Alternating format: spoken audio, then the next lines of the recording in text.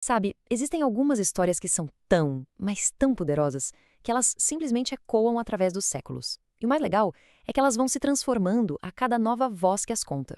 Hoje, a gente vai desvendar uma das mais camaleônicas de todas, As Mil e Uma Noites. Uma coleção de contos que, olha, é muito mais do que aparenta. Parece uma pergunta de pegadinha, né? Mas a resposta pode surpreender.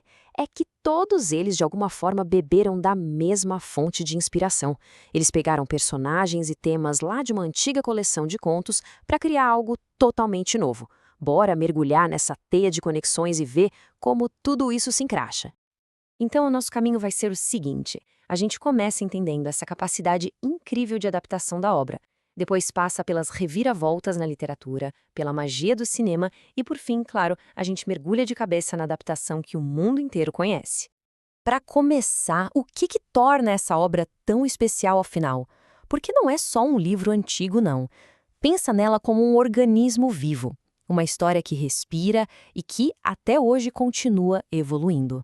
O ponto-chave é exatamente esse. O poder das noites não está só nas histórias originais, mas nessa capacidade incrível que elas têm de serem reimaginadas. Elas são como um espelho, sabe? Refletem as questões, os valores de cada cultura que resolve contar essas histórias de novo. Agora, vamos sair um pouco do geral e ir para o mundo dos livros. É aqui que essa capacidade de adaptação aparece de umas formas bem surpreendentes. A gente vai ver autores usando os mesmos contos para fins, assim, drasticamente diferentes ao longo do tempo. Olha só que curioso. Lá no século XIX, autores ocidentais como o Poe e o Gautier, eles ficaram fascinados pelo que achavam que era o potencial orientalizante das noites. Só que nas versões deles, a genialidade da Sherazade não a salva. Pelo contrário, ela vira uma figura trágica que é punida justamente pela sua maior habilidade, a de contar histórias. E o mais interessante é como esses autores usaram a história para questionar a própria ideia de realidade. O Poe, com essa citação aí, ele está meio que dizendo que as histórias fantásticas da Sherazade eram, na verdade, relatos reais, só que a mente limitada do rei não conseguia aceitar. Uma reviravolta e tanto, né? Aí a gente pula para o século XX e o foco muda completamente. As histórias deixam de ser só uma fantasia exótica e viram uma ferramenta poderosa para fazer crítica social e para explorar a identidade pós-colonial. Essa comparação aqui deixa a mudança bem clara. A Sherazade do século XIX é uma vítima do seu talento, presa num cenário exótico. Já a Sherazade do século XX, da autora Leila Sebar, é uma protagonista ativa. Ela pega os estereótipos que são impostos a ela e usa como uma forma de resistência. Vamos ver uns exemplos concretos. O Naguib Mahfouz, que ganhou o Nobel, usou figuras das noites para criticar a política egípcia de uma forma mais sutil, velada. Já a Leila Sebar, bom, ela criou uma das primeiras heroínas da literatura francófona, uma jovem que viaja para o Oriente Médio em busca da sua própria identidade. Bom, saindo das páginas dos livros, vamos entrar agora na sala escura do cinema, porque o cinema, desde o seu comecinho, se sentiu profundamente atraído por essas histórias. Pensa bem, são contos sobre um garoto pobre que vira príncipe ou uma lâmpada que transforma a realidade com um simples esfregar.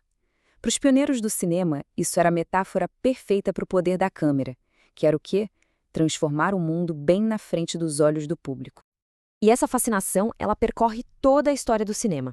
Começa lá com os experimentos quase surreais do Méliès, passa pelo filme do Douglas Fairbanks, que praticamente definiu a estética visual que a gente associa com o Oriente, e vai até chegar num certo marinheiro e, claro, no sucesso estrondoso da Disney. A resposta, no caso do Popeye, é um sonoro sim. Pode parecer estranho, mas aqueles desenhos eram muito mais do que só uma comédia boba. Isso é fascinante. Com a ascensão de regimes autoritários na Europa, os estúdios Fleischer usaram o cenário das noites para criar alegorias. O Popeye, o herói americano, enfrentava vilões que representavam essa ameaça que vinha de fora. Ou seja, a estrutura antiga servia um propósito supermoderno.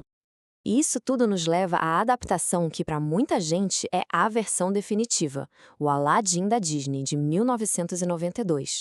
Um filme que, nossa, encapsula perfeitamente essa ideia de apropriação e adaptação cultural.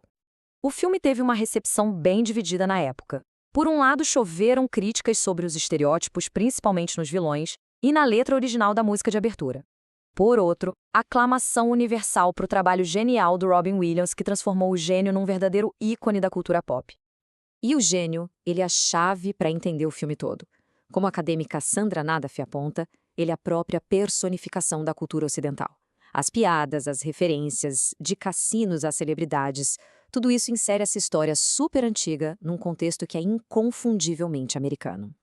E essa americanização vai muito além do gênio, viu?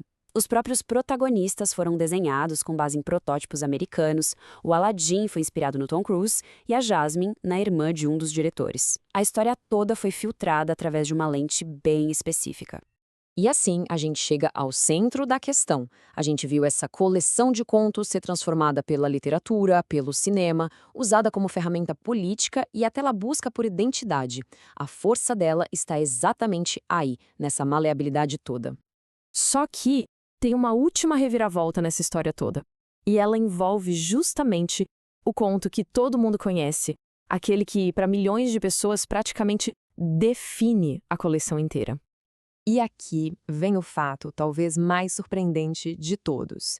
A história de Aladdin, a mais icônica, não faz parte dos manuscritos árabes originais de As Mil e Uma Noites. Pois é, a história que a gente conhece foi muito provavelmente uma criação do primeiro tradutor europeu da obra, o Antoine Galland. Ele a inseriu na versão dele da coleção e, a partir daí, ela se tornou inseparável da obra original na cabeça das pessoas. E isso, no final das contas, a ilustração perfeita do poder dessa obra. A sua história mais famosa não é um original, mas sim a primeira de uma linhagem gigantesca de adaptações. É a prova de que, no universo de Sherazade, todo fim é, na verdade, só um novo começo.